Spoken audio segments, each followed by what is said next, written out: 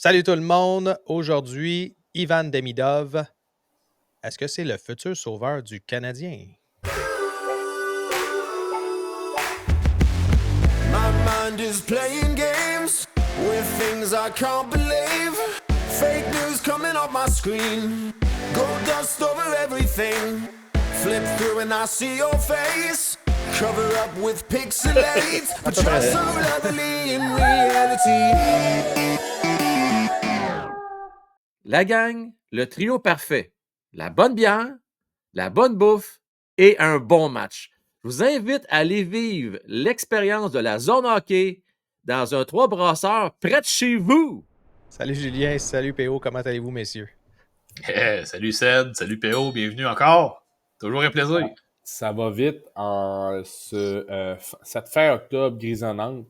Je sais pas, hein, les journées raccourcissent. C'est fou. Ouf. On fait un changement d'heure en fin de semaine. N'oubliez pas de changer vos piles, messieurs. Ouais, comme si c'était le temps. Est-ce que je vais trop fort dire que futur sauveur du Canadien ou Une maudite bonne aide, mettons. Ouais. je sais pas. Je pense que c'est un peu l'espérance, hein, Ced, on se mentira pas. Là. C'est un peu ce qu'on espère tous, parce que là, bon, il y a un manque de constance, puis il y a un manque. Il y a des petites choses là, qui nous mettent des points d'interrogation, disons, au cours de ce début de saison, puis des dernières saisons en général aussi. Effectivement. Écoutez, les gars, quand tu regardes notre ligne de centre qu'on a parlé la dernière fois, on disait il y a peut-être des trous à ce niveau-là. Mais quand tu regardes la ligne à les ailiers droits du Canadien, ben, à part Cole Caulfield, qui est-ce que vous pouvez nommer qui va être encore là dans 4 ans? 3 ans, 4 ans? Joshua Roy? Newhook. Newhook, considérer un centre, ouais, peut-être un ailier. Jouer là à l'occasion. C'est ça. Ouais, Dak à droite. Ben, Dak, est-ce qu'il va jouer à droite? Oui, je pense que oui. S'il joue un ailier. Mais ça reste que ça va être notre plus grosse star comme ailier droit, même potentiellement comme ailier tout confondu, parce que au niveau de la production, est-ce que vous pensez qu'un Slavkovski va se rapprocher du 80-90 points? S'il joue avec. Ouais. Mais C'est sinon, c'est ça. Non, mais tu sais, c'est ça. On s'entend que si on essaie de mettre un peu là, tous nos œufs dans le même panier, comme on a l'habitude de faire à cause du manque de profondeur, il faut s'attendre un peu à voir potentiellement arriver Suzuki, Demidov puis Slav là, pour essayer de justement là, lancer ça de la bonne façon, si je peux me permettre. Surtout que là, Caulfield est en train de montrer qu'il est capable, il va être capable de faire ce qu'il a à faire, même pas dans les meilleures conditions nécessairement. Mais bon, avec la profondeur qu'on pourrait avoir dans les prochaines années, là, c'est là que... Pourrait, c'est le mot. C'est là qu'on va voir un peu ce qui va se... Comment on va pouvoir espérer, du moins que Kent Hughes pilote ça là, au cours des prochaines années. Oui, mais tu sais, quand on regarde, on va regarder juste Ivan Demidov, là. Est-ce qu'on peut maintenant dire que c'est un sure bet, comme on dit en anglais, là, une valeur sûre pour la Ligue nationale? Est-ce que son plancher est minimum un top 6 avec Ivan Demidov? Je pense que oui. Moi, je pense que oui. Là, rendu là, certains diront, il n'a pas encore fait un maudit coup de patin dans la Ligue nationale. Ben, écoutez, attends, là, PO, oui, tu as raison, là, mais là, à un moment donné, il va falloir arrêter de parler de la Ligue nationale. Comparons des pommes avec des pommes. En KHL, quand tu regardes comment c'est fait, c'est les jeunes qu'on appelle des juniors. Des juniors, c'est des moins de 20 ans qui jouent dans la KHL. Oui, on parle de recrues. On peut penser à Demidov qui a gagné encore une fois la semaine, la recrue de la semaine. Ouais. Combien de fois il va le gagner? Probablement là, une fois sur 2 minimum. Mais quand tu regardes dans l'ensemble, là, il s'enligne pour une saison de 55 points. Le plus proche qu'un joueur junior a fait d'une saison de 55 points dans les dernières années, c'est un certain Kaprizov avec 42 points.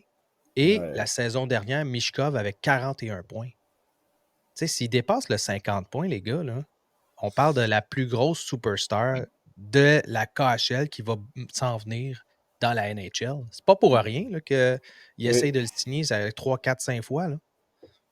Ah, puis qu'ils font la langue de bois, puis qu'ils le boudent, puis qu'ils l'assisent sur le banc. Puis quand ils l'assisent sur le banc, ils trouvent le moyen, en jouant 4 minutes par game, à faire 2 passes. Ouais. Oui. C'est incroyable, hein?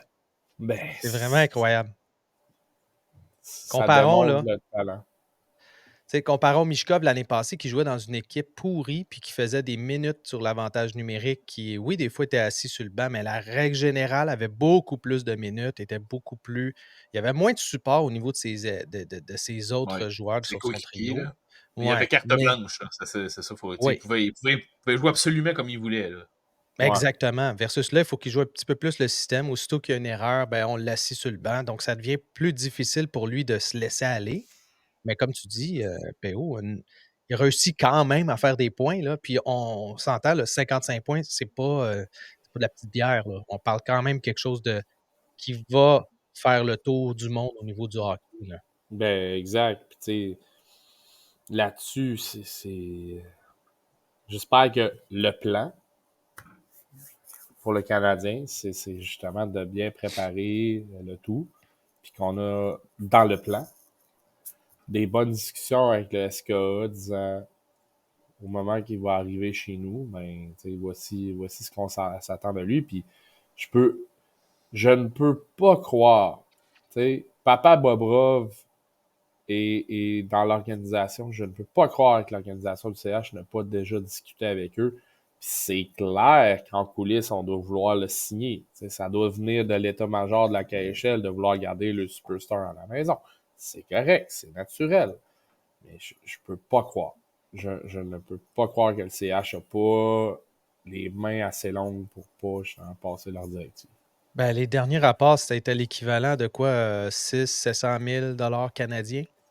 L'offre qui était faite à Demidov, c'est pas assez. Là. On Ben non. parle de 950 000 qu'il risque de faire, 975 000 dès sa première US. année. À moins que ça se peut que ça monte à 1 million l'année prochaine pour les salaires recrues. Donc, à voir. Là, peut-être que je me trompe, c'est 975, là, mais en tout cas, c'est US exactement. Là, on parle de plus d'1 million de dollars par année. Donc, il faudrait qu'il allonge les roubles encore plus que ça. Là. On parle de 2 Non, fois l'offre pour potentiellement l'attirer. Même, ouais, c'est ça, potentiellement, je pense que c'est le mot-clé, Seb, parce que même si la KHL n'a pas l'habitude d'emprisonner leurs joueurs qui ne veulent pas venir jouer en Amérique du Nord non plus, là, on s'entend. Ouais. Donc, c'est une belle vitrine pour eux. Ils en ont besoin au niveau international dans les dernières années. Je pense qu'ils ne peuvent pas se permettre de faire des choses comme ça.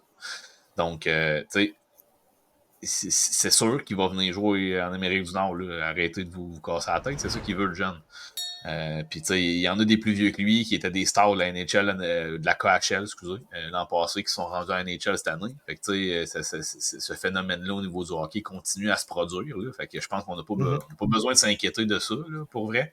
Sauf que, c'est ça. Ce qui est dommage, c'est de voir un peu là, l'organisation jouer au yo-yo avec son temps de jeu, puis avec quand on voit très bien que les 2 meilleurs joueurs de l'équipe ou les 3 meilleurs joueurs de l'équipe veulent jouer avec lui. Donc, c'est un peu ridicule là, de ne pas lui permettre de pouvoir s'épanouir justement accompagné de D'Angelo, Kuznetsov et c'est Nikishin qui joue avec, je pense, aussi. Ben, Donc, Nikishin, c'est un défenseur. Là, fait que oui, c'est, oui, mais en avantage numérique, je parle, on s'entend. Mais reste ouais, il n'y a que pas vraiment de temps de jeu en avantage numérique pour l'instant. s'il y avait l'opportunité de jouer avec ces gars-là, écoute, qui sait ce qu'on pourrait avoir l'opportunité de voir. Donc, j'espère que ça va arriver d'ici la fin de la saison. Mais bon, pour l'instant, en tout cas, on est un peu forcé d'être satisfait de ce qu'on voit pareil, parce que 17 points en 21 matchs. Puis sur 21 matchs, il y en a au moins 7 en bas de 5 minutes de temps de jeu. Fait que, en tout cas, c'est quelque chose c'est quelque chose de quand même impressionnant. Ouais. Non, puis, tu sais, à chaque fois qu'il est... Je vais peser mes mots, là. Mais à chaque fois qu'on lui donne une occasion, il fait prouver le contraire, comment justement que les décideurs autour de ce club-là ont l'air d'une gang de caves. Je sais pas si vous comprenez. Vous voulez me clouer au banc? Parfait, man. Je vais en mettre 4, asti, bang. Puis après ça, ils ont de l'air con. Mais c'est ça pareil. Mm-hmm. Tu sais, tu parlais, Julien, de joueurs qui arrivent dans la Ligue nationale. Oui, on a Mishkov, Moi, j'ai pu voir jouer au courant des dernières semaines un vétéran pas mal plus âgé, mais quand même intéressant, Maxime Tiplakov, Oui. qui joue pour les Highlanders. Lui, il vient tout juste d'arriver dans la Ligue nationale. Il a 26 ans, le gars, mais il jouait jusqu'à l'an dernier, il jouait en KHL. Exact. Tu sais, force d'admettre, là, 5 points déjà en 9 games joués. Tu sais, c'est pas mauvais. Puis de ce côté-là, comme tu dis, ben, il va tout le temps avoir des gars qui vont migrer de la KHL vers la NHL. Là. C'est normal, c'est la meilleure ligue à travers toute la planète. Mhm. Fait que les joueurs veulent jouer avec les meilleurs. Fait que ça fait partie de la game. Puis ben, malheureusement, il y a le foutu conflit russo-ukrainien qui crée aussi des gros ponçons parce que des matchs internationaux, on n'est pas capable de voir. Vraiment. C'est dommage. Exact. Fait que, ça crée toutes sortes de problèmes, mais en même temps, c'est du politique puis c'est normal. Fait que nous, les fans, ben, faut se rassasier de ce qu'on a. Oui, exactement. Donc, il faut voir de la LNH si on veut voir des Russes, les meilleurs des Russes, parce qu'on s'entend que ceux qui viennent chez nous, c'est supposément les meilleurs. Comme disait Patou dans le live, parce qu'on est en live, pour ceux qui ne le savent pas, il faut être membre payant. Le premier niveau, je pense, c'est quoi le niveau des. La loge. Non, c'est en bas de ça. En bas de ça. En bas. Mais en tout cas, peu importe. Soyez membre payant, vous allez avoir accès en direct les mercredis midi. Ça se peut qu'il y ait des choses qui changent, mais vous allez avoir accès avant tout le monde, à ce vidéo-là qui est en live. Comme disait Patou, il a augmenté quand même son niveau de jeu dans le sens, son nombre de minutes.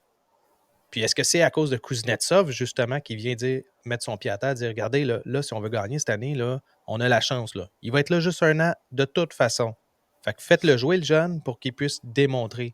Puis si ça arrive, on parle de 55 points, est-ce qu'il pourrait défoncer ce nombre de minutes de points par match qui est en ce moment là, assez élevé? Là. On parle de t'as quoi, 0 point. Tu parles de points par match? 80, ouais, dans ce coin-là. Là. Moi, j'aimerais ça qu'il fasse au 80 moins un point. S'il fait un point par match à son année recrue, on Ça serait s'entend très que. intéressant. Puis on va l'entendre longtemps, celui-là. J'en vois pas des Russes en ce moment qui ont ce niveau de jeu-là. J'en vois pas qui vont se rapprocher de ça. On parlait la dernière fois d'un nouveau là, qui s'en vient, puis il s'approche même pas de ça. Là, puis honnêtement. Si je fais un calcul rapide, là, Ced, là, c'est. Désolé, là, je calcule sur Vas-y. mon cellulaire. C'est un pourcentage de 81%. Oui. Parce qu'il a 17 points en 21 matchs. Donc, c'est excellent pour un joueur recru, gang. Là. Je sais pas si vous réalisez. Là. Puis quand on regarde, exemple, une recrue au niveau de la Il sait. LNH, on s'attend à un avant autour de 60 points pour être dans la conversation du Calder. Oui. Donc, c'est plus élevé que, évidemment, ce qu'il fait en ce moment. Donc, s'il fait un point par match ou pas loin d'un point par match dans la KHL, on peut s'attendre à ce que dès l'année prochaine, il va être le joueur à battre pour le Calder. Puis ça, c'est quand la dernière fois qu'on a eu ça? On a eu Caulfield, potentiellement Hudson cette année, mais que ça va être difficile là, parce qu'il y a des très bons joueurs. Oui. Ouf, oui. Fait que là, on va avoir 3 gars, Caulfield, Demidov, Lane Hudson, qui, à leur année recrue, étaient déjà dominants. Puis on va avoir des gars comme Slavkovski, comme éventuellement Michael Hage, éventuellement. Donc, tous ces joueurs-là, quand tu parlais d'entourer Demidov, ben, est-ce que c'est plutôt vers lui qu'on devrait faire? Tu sais, quand on parle de joueurs, qui sont générationnels. Je ne dis pas que Demidov, c'est un joueur générationnel, mais habituellement, on entoure ces jeunes-là. On les met avec des bons joueurs, on les met avec des vétérans, on les met avec des gars qui sont capables de produire, mais qui ont aussi du leadership. Slavkovski a du leadership, Suzuki a du leadership. Tu sais, ces gars-là, ils en ont, mais ce que je veux dire, c'est est-ce qu'ils vont le faire jouer sa troisième, sa deuxième avec des gars nowhere ou est-ce qu'ils vont tout de suite le mettre sa première, tu sais? C'est quoi le plan de match réellement? Ben, tu sais, si on est logique, si on va y aller vraiment vers la logique, c'est son utilisation. Au début de l'année, quand les Nutson est arrivé, là, on pesait toutes ses breaks. On était tout comme, bon, on va l'utiliser de quelle manière? Puis vois-tu, présentement, les Nutson, c'est un, en anglais, on dit un workhorse. Là. C'est un cheval de travail. Là. Il est comme, donnez-moi-en, puis plus tu en donnes, plus il répond. Fait que c'est un peu la même chose pour Demidov, à mon avis. Tu sais, tu vas 100%. commencer l'année avec lui, voir, puis intégrer tranquillement certains principes, puis le fil en aiguille, ben, s'il répond bien... En fait, ce qui va arriver, c'est qu'après le camp d'entraînement, il va déjà forcer la main à être sur le top 6. Là. Fait que, je veux dire, il y a Je pas pense que de. oui, ouais. On n'a même pas de questions à se poser là. Fait qu'après ça, ça va se faire de lui-même, ça va se faire tout seul. Tu sais, comme comparatif, on parlait de Maxime Tiplakov, là, qui est arrivé à 26 ans dans la Ligue nationale. Ben, il a fait 47 points en 65 matchs l'an passé, en KHL. Puis il était un des bons joueurs de ligue. Donc, Wow. tu sais, honnêtement, c'est ça, là, quand vous comparez Demidov, ben, à 19 ans, ben, lui, il fait 17 points en 21 matchs. Si vous faites le calcul rapide, ça finit à plus que la production de Tiplakov l'an passé.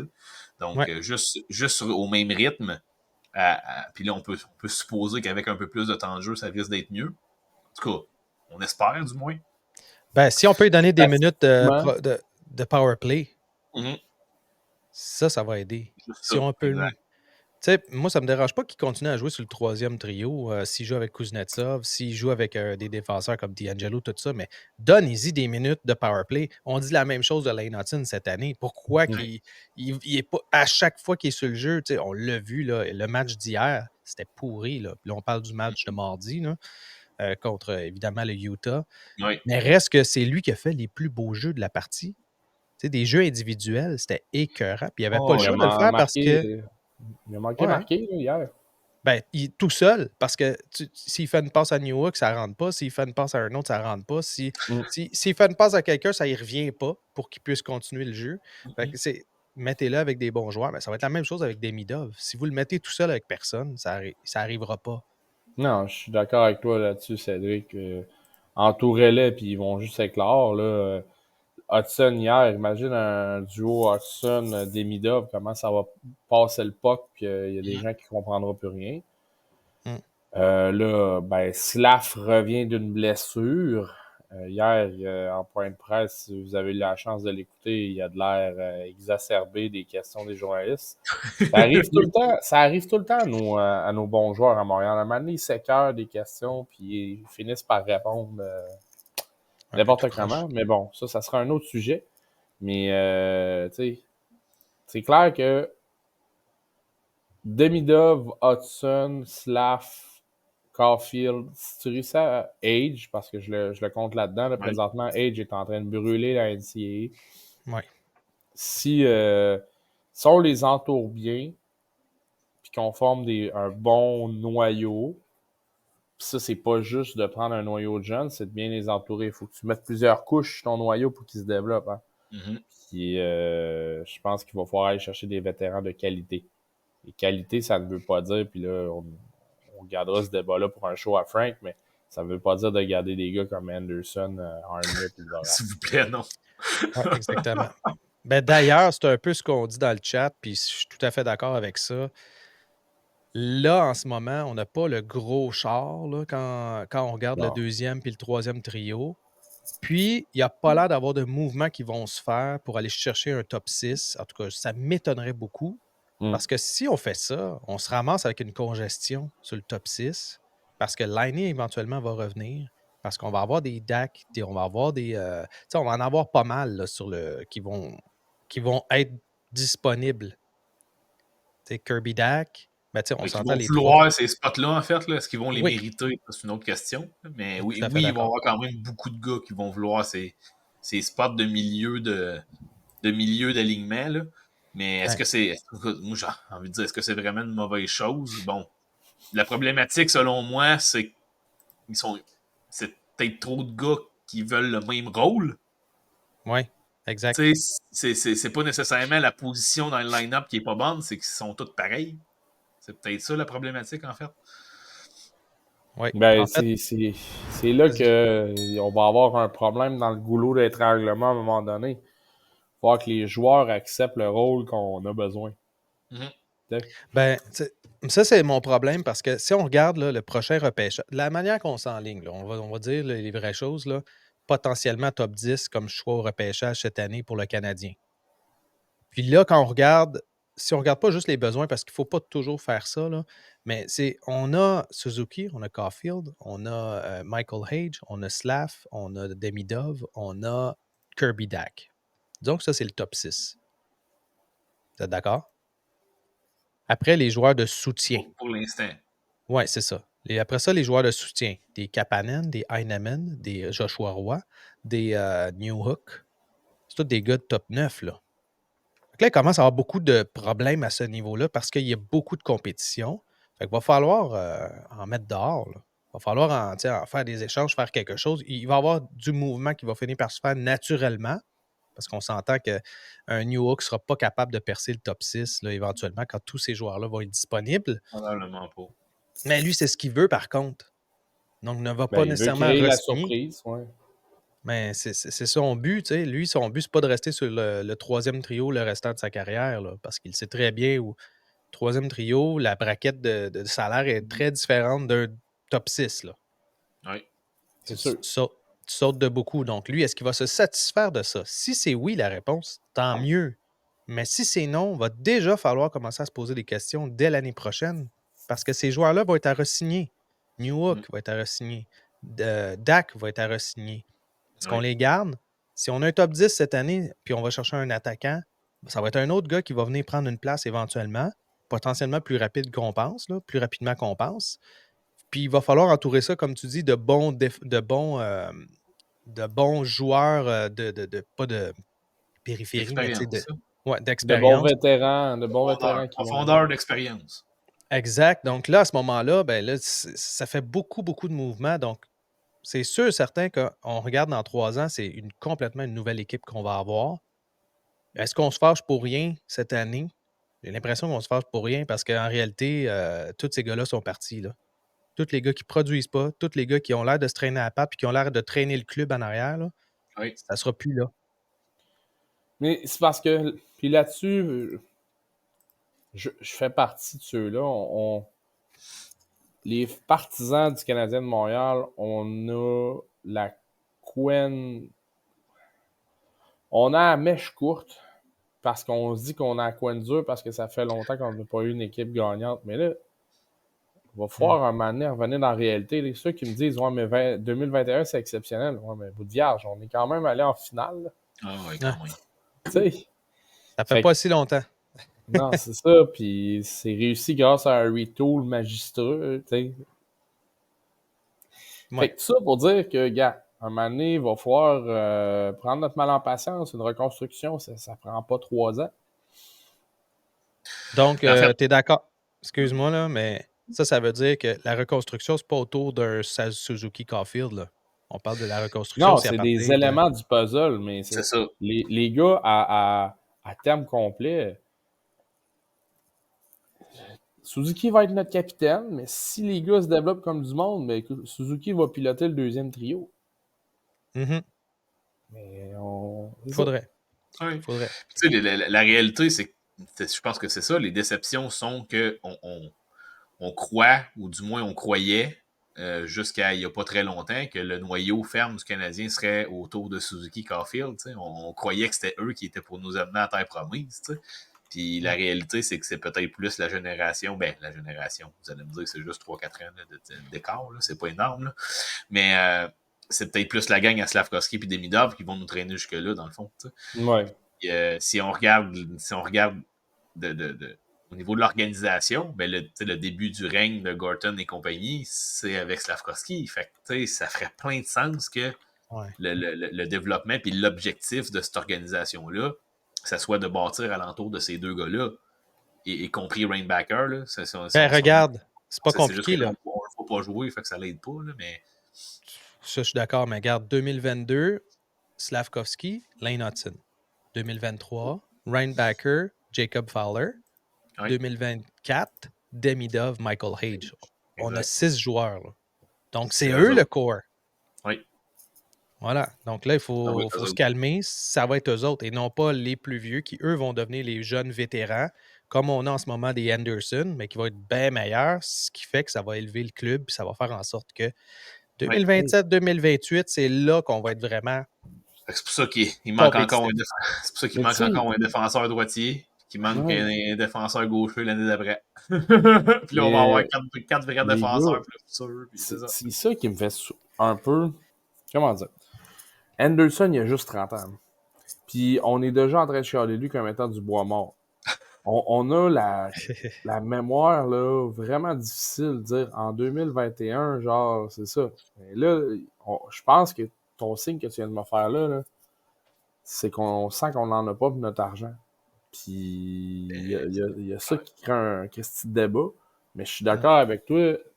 Ben, je suis d'accord avec vous deux, en fait. Si tu prends des vétérans de qualité, puis t'entoures les jeunes avec ça, force d'admettre, tu sais, Suzuki puis Kofi, ils l'ont vécu la finale de 2021. Ouais. Mais en fait, si tu mets Anderson, tu le mets à 2.5, 3.5 maximum, puis tu le fais jouer ça à 3-4, c'est un gars d'énergie, c'est un gars qui peut t'amener une tonne de choses intéressantes, commence à montrer des capacités de défense au niveau du désavantage numérique. Là, ça devient intéressant. Le problème, c'est qu'il est à 5,4 millions. C'est ça le problème, là. La réalité, c'est juste ça. Parce que Armia, moins, là, mais moi, Anderson, je le garde là, à 2,5-3 millions par année. Je le mets avec Evans cette année, mais sur le 4e trio, c'est écœurant, là. On peut commencer à penser qu'on a un très bon 4e trio. Puis éventuellement, c'est qu'il va falloir ces types de gars-là. Maintenant, c'est... un peu, mais oui. Ouais, c'est ça, exactement ce que je m'en ai dit. Maintenant, est-ce que c'est le genre de gars qu'on veut avoir sur la 3-4 ou on préfère avoir des Luke Tuck, des Florian Jacquet, des gars qui vont brasser un peu la cabane puis qui vont être solides, là, tu sais? Si on était un club là, qui viserait d'y aller en série puis de surprendre, je te dirais que Evans, Anderson, Armia, pas de problème. Mais présentement, le terme être dans le mix, ça veut dire être dans course aux séries. J'aime mieux dire je vais avoir les jeunes pour leur donner du millage. Ouais. Puis que justement, ils savent, dans les prochaines années, ils savent quoi ne pas faire. Vous comprenez, là? Ah oui. En tout cas, surtout avec les games désastreuses qu'on a eues là, depuis le début de l'année, il y a au moins 3 games qui sont absolument désastreuses. Là, à oublier. Tant qu'à avoir des parties de même avec des vétérans et du bois mort. Hein. Les fameux mardis. C'est ça. Ouais, c'est pas vergeux pour nous. Hein? Ah non, écoute, moi, les 2 dernières games que je suis allé faire avec Frank, ça faisait mal au cœur. Ouf. Ouais, c'est ça. En tout cas, on va se laisser là-dessus. C'est peut-être toi, Julien, dans le fond. Ben oui, c'est de ma faute. Apporte la poisse. Alors, Demidov, futur superstar selon Sergei Zubov. C'est les grosses manchettes de cette semaine. Évidemment, la semaine passée, recrue de la semaine. Ils vont continuer à en faire des recrues de la semaine. J'ai cherché les statistiques, savoir Mishkov, combien de fois a fait les recrues de la semaine l'année passée. Je n'ai pas encore trouvé, là, mais je vous reviendrai si je trouve quelque chose d'intéressant. J'ai l'impression que ça va continuer à s'accumuler, puis ça fait des belles choses à voir. En attendant qu'il arrive, puis qu'on voit le désastre un peu qui peut arriver avec le Canadien, au moins ça donne des bonnes nouvelles. Puis sinon, pour ceux qui sont en live avec nous, restez avec nous, on continue ça. Sinon, les autres, merci beaucoup. On se revoit la semaine prochaine. Merci PO, merci Julien. Bonne journée. Salut tout le monde. My mind is playing games with things I can't believe. Fake news coming off my screen. Gold dust over everything. Flip through and I see your face. Cover up with pixelates, but you're so lovely in reality.